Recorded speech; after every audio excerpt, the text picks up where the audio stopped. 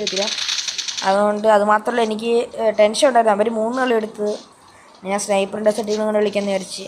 പിന്നെ സ്മോക്ക് നമ്മളൊന്നും നോക്കില്ല, സ്മോക്ക് എടുത്ത് നോക്കിയപ്പം ടീമേറ്റിനൊക്കെ ഫൂട്ടുണ്ടായിരുന്നു. അപ്പോഴത്തേക്ക് അവന്മാർ അടുത്തോട്ട് ചെന്ന് ഒരു നെയ്ഡം കയറിയാന്ന് വിചാരിച്ച് ഇങ്ങനെ നമ്മൾ നെയ്ഡ് ഓണൊക്കെ ആക്കിയിട്ടുണ്ട്, അങ്ങനെ എറിഞ്ഞ്.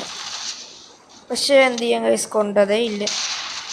ഓക്കെ, നമ്മൾ അടിക്കാൻ തുടങ്ങിയപ്പോഴത്തേക്ക് നമ്മുടെ ടീം മെയ്റ്റ് അവിടെ അവരെ അടിച്ച് ഉറക്കി ഗൈസ്.